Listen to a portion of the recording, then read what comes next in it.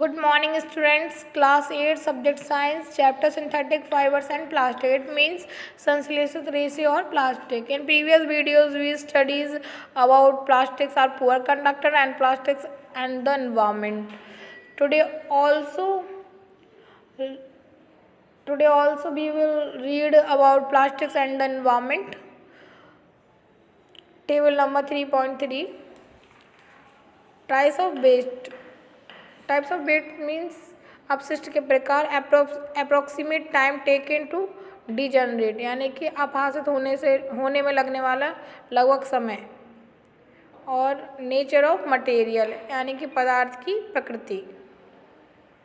Peels of vegetables and fruits, leftover, food stuffs etcetera. सब्जी और फलों के छिलके, बचे हुए भोजन आदि.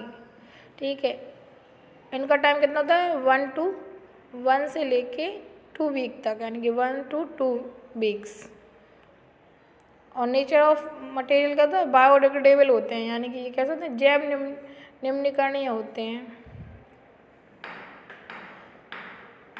आई have already told about biodegradable और non biodegradable.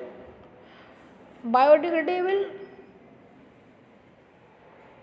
a material which get decomposed through natural process such as action by bacteria is called biodegradable, and a material which is not easily decomposed by the natural process is termed non-biodegradable.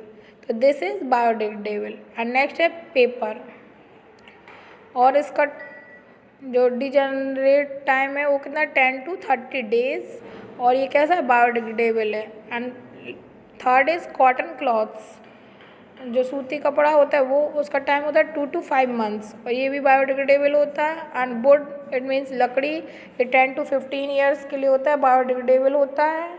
और woollen clothes about a year, मतलब कि लगभग एक वर्ष होता है इसका, ये भी बायोडिग्रेडेबल होता है. And tin, aluminium and other metals cans, यानी कि टेन, एल्यूमिनियम और अन्य धातुओं के डिब्बे होते हैं जो 100 to 500 वर्ष के लिए होते हैं, मतलब 100 to 500 years के लिए होते हैं. ये कह सकते हैं नॉन बायोडिग्रेडेबल होते हैं, इनके जैव अनिम्नीकरणीय होते हैं ये.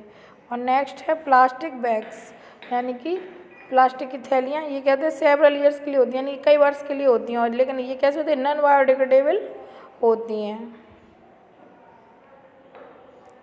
Since plastics take several years to decompose, it is not environmental friendly.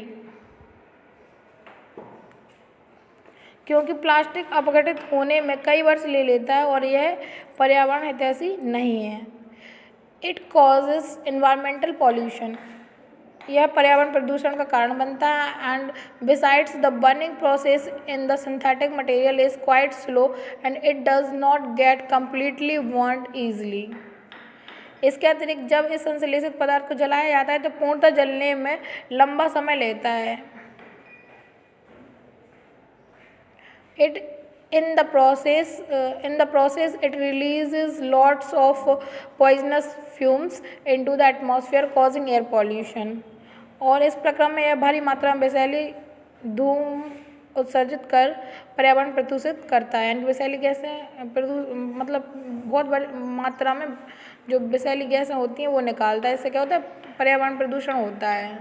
How can this problem be solve, और इस समस्या का समाधान कैसे किया जा सकता है?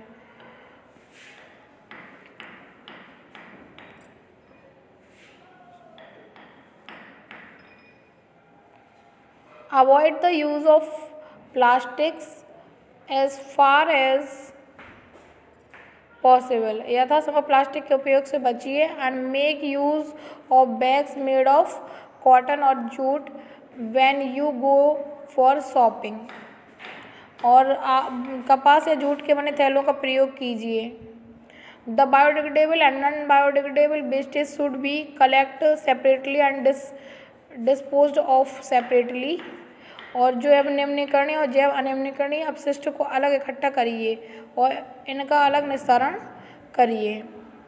And practice this in your homes, और कुछ और तरीके भी सुझाइए घर पर ही.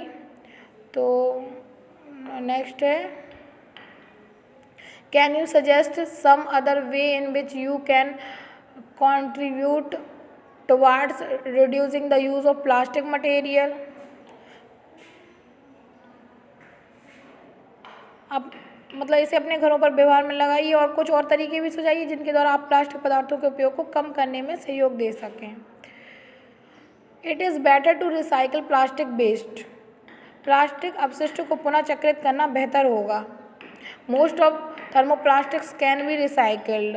अधिकांश थर्मोप्लास्टिक पुनः चक्रित किए जा सकते हैं। Make a list of item that can be recycled.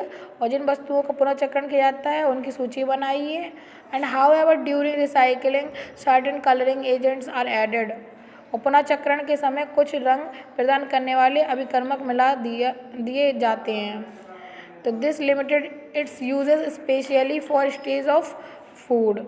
और जो चक्र सामग्री का उपयोग है विशेष रूप से खाद्य पदार्थ के संचयन हेतु सीमित हो जाता है।